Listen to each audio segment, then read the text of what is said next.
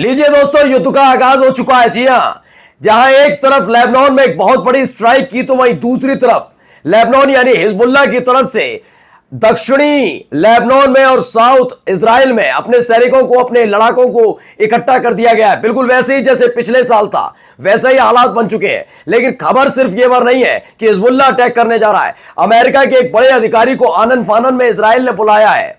ये बुलाया क्यों गया वो भी आपको दिखाऊंगा। ये तमाम खबरें आपको दिखाने जा रहा हूं कि आखिरकार अगले 24 घंटे में होने क्या जा रहा है। क्योंकि अब इजराइल एक तरफ से नहीं गिरा है, घेरान उसकी अलग अलग तरीके से हुई है। हिजबुल्लाह अलग तरीके से घेर रहा है और ईरान भी एक बड़े हमले की तैयारी कर चुका है। नमस्कार, मैं हूं प्रज्वल गौतम और आप देख रहे हैं टाइम्स एक्सप्रेस। शुरुआत मैं करूंगा एक जोरदार धमाके के साथ। वो धमाका क्या है, ये धमाका कहां हुआ, कैसे हुआ, गाड़ियां चलेंगी, आपको दिखा नजर आएगा और अचानक से एक जोरदार धमाका होता है। पहले ये वीडियो देखिए आप। तो ये वीडियो में आपको नजर आ रही होंगी गाड़ियां चल रही हैं। ये रोजमर्रा की तरह आपको दौड़ती हुई गाड़ियां नजर आएंगी। अचानक से गाड़ी रुकती है दूसरी साइड और कुछ ऐसा होता है जिसे देखकर वहां हल्का मच जाता है। देखिए, वो अचानक उस गाड़ी में जोरदार धमाका होता है। यह अपने आप में बहुत डरा देने वाला था। दरअसल ये सीसीटीवी फुटेज निकल कर आई है। घटना है लेबनान की, बेरूत की। वही हरकतें फिर से इजराइल की तरफ से की जा रही हैं जो पिछले यानी नवंबर 2024 को जब इजराइल के साथ लेबनान का सीज फायर हुआ था, उसके बाद कम हुई थी, लेकिन तब भी लगातार जारी थी। अब ये तेज रफ्तार से, जब से ईरान से युद्ध थमा है, सीज फायर हुआ, तब से लगातार ये चीजें बढ़ती जा रही हैं।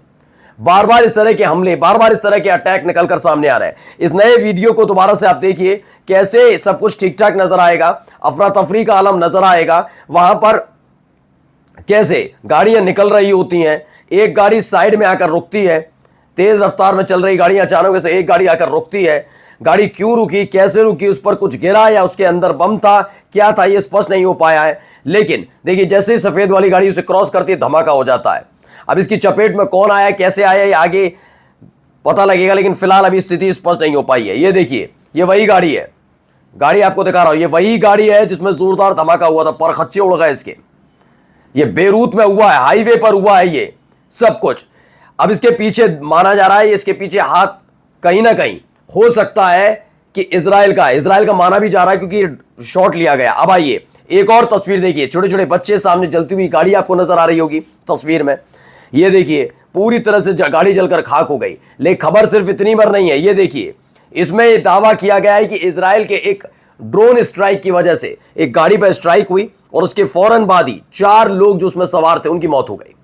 गजा के अंदर, लेबनान के अंदर अलग अलग जगह यही काम कर रहा है इजराइल। लेकिन आगे कितने दिन तक कर पाएगा, ये सवाल उठ खड़ा हुआ है। क्यों मैं कह रहा हूं, क्योंकि आने वाला वक्त इजराइल के लिए भारी पड़ने जा रहा है। जिस मोर्चे को शांत करके इजरायली बड़े खुश नजर आ रहे थे, उसी मोर्चे को पता नहीं क्यों, शायद ग्रेटर इजराइल के सपने को पूरा करने की, क्योंकि अमेरिका का खुल्ला साथ इजराइल के साथ है। यह पहली दफा है कि इतने बड़े स्तर पर अमेरिका इजराइल को पूरी तरह सपोर्ट कर पहले भी रहा था, मैं ये नहीं कह रहा हूं, लेकिन अब एक था पर्दे के पीछे रहकर और अब खुल्ला हो रहा है। अब पहले देख रहे थे ना, पहले चुपके से आती थी, शिप्स आती थी, उनके जहाज में लदे हुए होते थे हथियार, इजराइल को सप्लाई किए जाते, तमाम चीजें पता होंगी आपको। लेकिन इस वक्त आप देखिए, इजराइल को खुलेआम सपोर्ट किया जा रहा है, कार्गो प्लेन पहुंच रहे हैं, तमाम चीजें हो रही है, खुल्ला हो रहा है। अब इसी को लेकर हो सकता है ग्रेटर इजराइल का सपना पूरा करने के लिए आगे बढ़ चुका हो इजराइल ये। लेकिन ये इस पर किस तरह भारी पड़ेगा, मैं आपको दिखाऊंगा। सबसे पहले कुछ खबरें आपको दिखा देता हूं इससे जुड़ी हुई। देखिए, पहले खबर क्या आई, Iran hacked and disabled an Israeli satellite that was being used for espionage operation during the last war. बताया गया कि ईरान के साथ इजराइल का जो संघर्ष हुआ, इस दौरान एक उनकी सैटेलाइट को न केवल हैक कर लिया गया, बल्कि हालात ये पैदा कर दिया कि वो काम ही करना बंद कर गई, वो डिसेबल्ड हो गई। इजरायली सैटेलाइट अभी भी काम नहीं कर रही है। मैं पहले भी कहता रहा हूं कि ईरान और इजराइल के बीच जब मैं तुलना करता हूं, ये रहा ईरान, ये रहा इजराइल, जब आप हथियारों के तौर पर करेंगे, परमाणु हथियार तो इस्तेमाल करना इतना आसान नहीं है, इसलिए ज्यादा बात नहीं, लेकिन परंपरागत हथियार अगर देखे जाएं, मिसाइल्स, ड्रोन, रॉकेट्स, ये तमाम चीजें, तो ईरान यहां है और इजराइल गायब हो जाता है, कहीं नजर ही नहीं आता। यह बात हकीकत है। लेकिन हमने जब तक सुना कि मोसाद की कहानियां सुनी, मैंने सुना कि भैया उसके पास बहुत सारी टेक्नोलॉजीज हैं, बहुत सारी कहानियां सुनी और सुनाई भी उसने, तो हम ये खबर थी कि ईरान यहां है और इजराइल यहां पर। लेकिन इस संघर्ष ने, ईरान इजराइल के संघर्ष ने बता दिया ऐसा कुछ नहीं है। टेक्नोलॉजी के मामले में ईरान भी पीछे नहीं है। उसने कई तरीके से इजराइल को ताबड़तोड़ झटके दिए हैं। याद करिएगा, ये तो सीधा सीधा हमला था ईरान इजराइल के बीच। जब गजा के ऊपर लगातार हमला हो रहा था, उस समय हिजबुल्लाह भी लगातार सक्रिय था।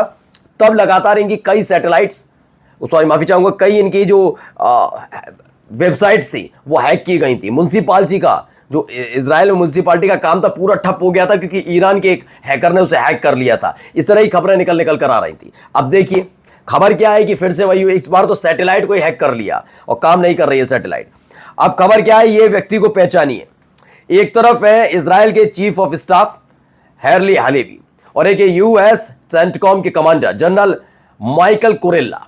ये दोनों मुलाकात करते हैं। मुलाकात कहां होती है? ये मुलाकात इजराइल में होती है। और कैसे वक्त में होती है? जब 3 दिन पहले बेन गुरियन एयरपोर्ट तेल अवीव, इजराइल का तेल अवीव के बेन गुरियन एयरपोर्ट पर खबर आई कि कई अमेरिकी बड़े बड़े कार्गो प्लेन लैंड किए। अब ऐसा थोड़ी ना कि प्लेन दिखाने भेजा होगी, प्लेन देखो कैसा होता है, उसमें कुछ रखा हुआ था। भारी भरकम दावा यह किया जाने लगा, भारी भरकम हथियार वहां पर भेजे गए, अमेरिका की तरफ से इजराइल भेजे गए। इसीलिए मैं आपसे बार बार कह रहा हूं, पहले जो काम गुपचुप तरीके से होता था, अब खुल्लम खुल्ला प्लेन भेजे जा रहे हैं, कार्गो प्लेन भेजे जा रहे हैं। तो ये वहां पर काम हुआ है।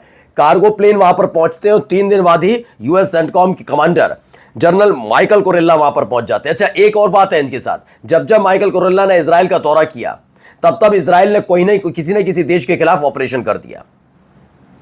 जैसे गजा के साथ तो संघर्ष चल ही रहा है, लेबनान पर कर दिया, सीरिया से छिड़ गया युद्ध, यही काम, ईरान पर हमला कर दिया, ये काम करते रहे। तो माना जा रहा है बड़ा हमला हो सकता है। इन सब के बीच हिजबुल्लाह को देखिए, जो अटैक लगातार किए जा रहे हैं, उसको लेकर हिजबुल्लाह की तरफ से एक बड़ा कदम उठाया गया। खबर मिडिल ईस्टर्न अफेयर की है, मिडिल ईस्टर्न अफेयर की कि हिजबुल्लाह ने रज़वान फोर्सेस को इजरायली बॉर्डर के बिल्कुल करीब लगा दिया, तैनात कर दिया। यानी जो नवंबर 2024 से पहले वाले हालात थे वैसे ही बन गए दोबारा से।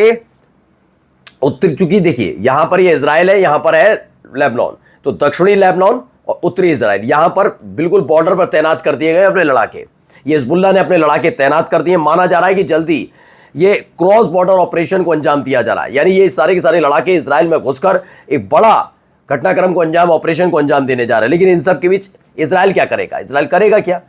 लगातार अब उसे हर तरफ से फटकार मिल रही है, बॉयकॉट हो रहा है हर तरफ से। अब देखिए नई खबर यह है कि बीबीसी न्यूज की है कि इजराइल से व्यापार बंद करें। यूएन विशेषज्ञ की मल्टीनेशनल कंपनियों से अपील की गई है। इस संयुक्त राष्ट्र के एक विशेषज्ञ ने दर्जनों मल्टीनेशनल कंपनियों से इजराइल के साथ कारोबार बंद करने की अपील की है। उन्होंने अपील की है कि इनके साथ पूरी तरह से व्यापार बंद कर दिया जाए। ये अब यूएन कह रहा है। यूएन के एक विशेषज्ञ ने स्पष्ट तौर पर डिमांड की है कि इजराइल के साथ किसी भी तरह का व्यापार न करें। अगर व्यापार नहीं होगा तो पैसा कहां से आएगा? नहीं पैसा आएगा, और पैसा ही नहीं आएगा तो अमेरिका से हथियार कहां खरीद पाएंगे? आपको क्या लगता है अमेरिका कोई दानवीर कर्ण है कि वो फ्री में दिए जा रहा है? ना, उसको मोटा पैसा चाहिए। जब ये पता लगा यूक्रेन से हिसाब किताब नहीं बन सकता तो छोड़ दिया अकेला मरने के लिए। देखा, यही हालात इजराइल के साथ होंगे। नमस्कार।